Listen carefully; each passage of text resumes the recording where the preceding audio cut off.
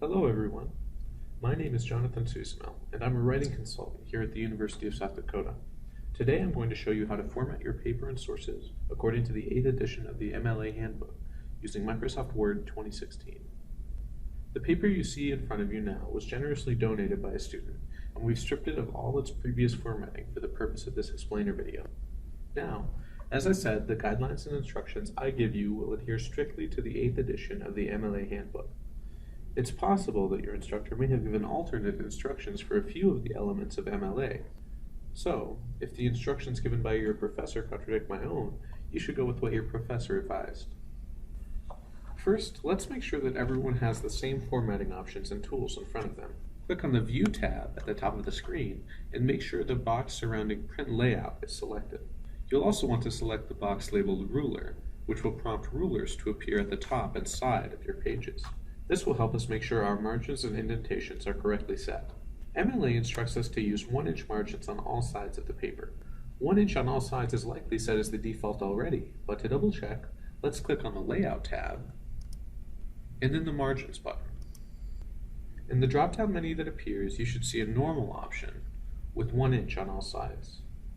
If you don't see a Normal option, you can click on the Custom Margins menu item at the bottom of the drop-down menu. A window marked Page Setup should appear, and you'll be able to manually set the top, left, bottom, and right margins to 1 inch from here. Before accepting the changes by hitting OK, make sure that you have selected Apply to Whole Document from the drop-down menu at the bottom. Now hit OK. Next, let's discuss the formatting of the body of the paper. For academic research papers, MLA instructs students to double space and left justify their body text. To do this, you must first select all the text in the document. Click on the Home tab, and then select on the far right of the ribbon. From the drop-down menu that appears, we'll choose Select All. The selected text should appear within a gray background.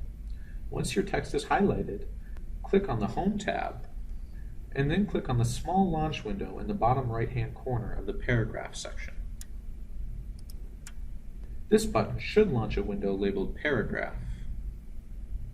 From here, you'll be able to double space your body text by selecting Double from the drop-down menu below Spacing. You'll also want to make sure no extra space appears in between paragraphs by setting the Before and After values to 0. While we're in this window, we can also set our indentations by selecting First Line from the drop-down menu below Special.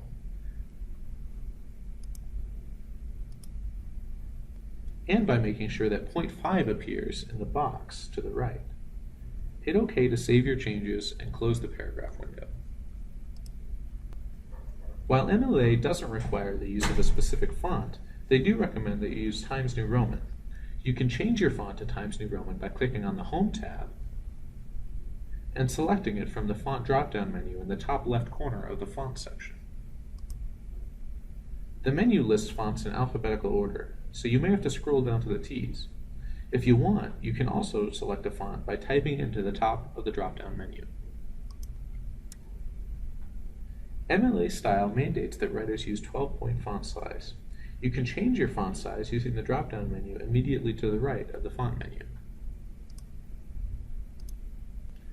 Now that we've completed formatting the body of the text, we can deselect the text by clicking anywhere on the page.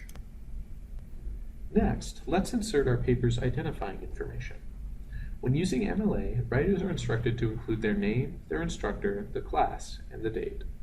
We'll want to insert each of these items on its own line at the top of the first page by clicking to the right of the first page of your paper and then hitting Enter.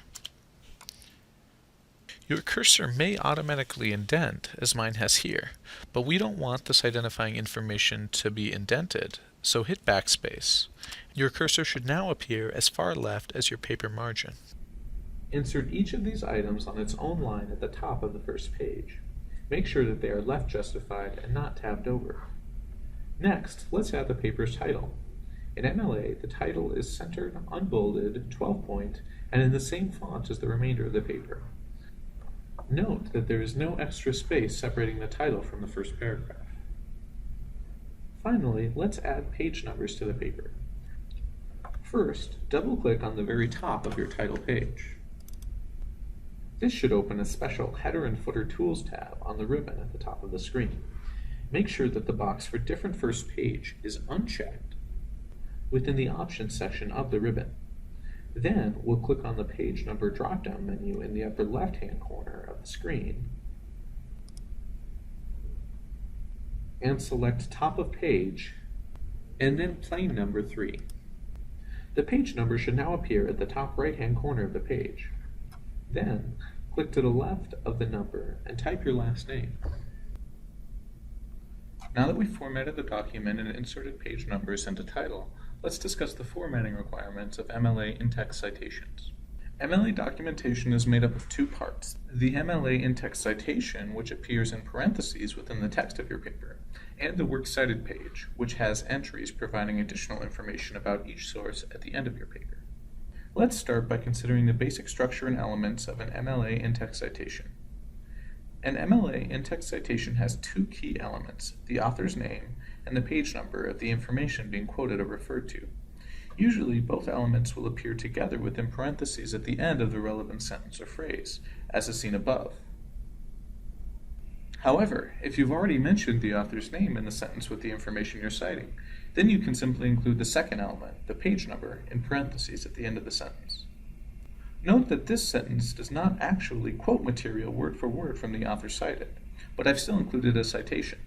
This is because you should include an in-text citation not only when you're quoting material directly, but also when you're summarizing, paraphrasing, or referring to information. Now, let's move on to the works cited page. According to MLA, the works cited page should begin on its own page at the end of the document. The most efficient way to ensure that the works cited page always appears on its own is to click after the last sentence of the paper, hit Enter, then click the Insert tab, and then the Page Break button. Your works cited page will include one entry for each of the sources cited in your paper. Some instructors may also want you to include other sources that you consulted but did not refer to while writing, and if this is the case, you'll want to label the page with the broader works cited and consulted. But for this document, we're only going to list the works cited. Let's walk through the works cited entry formatting for two of the most common types of documents: books or monographs, and journal articles. For both, we'll start by listing the author's name. Because we're making an entry for a works cited entry that will later be alphabetized by author's last name, list the author's last name first, followed by a comma, and then the author's first name, followed by a period. If your source has more than one author, you can include up to 2 additional authors after the first, separating them with commas and making sure they are not inverted. However, if your source has more than 3 authors total, instead of listing them all out, as I have here, just include the first author and then the Latin phrase et al. Note that et al is an abbreviation, so we'll place a period after it, but this period will also act to end this portion of the citation. After the author, we'll list the book title in italics with a period after it.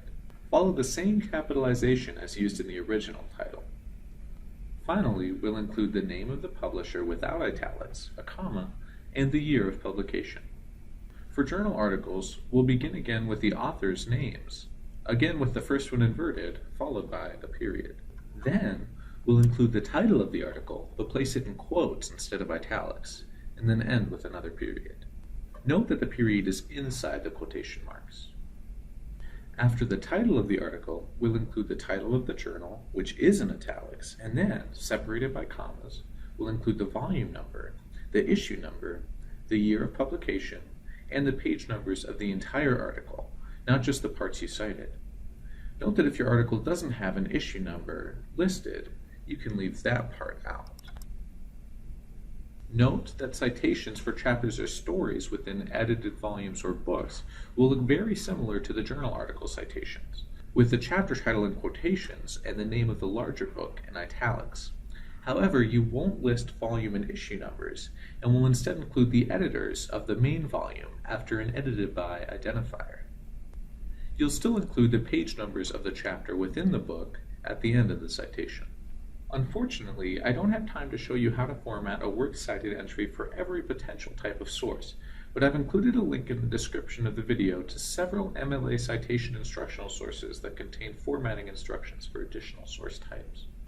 Okay, now that we've populated our Works Cited page with all our sources, we need to make sure that our sources are alphabetized so that they can easily be located using the information listed in the in-text citations above.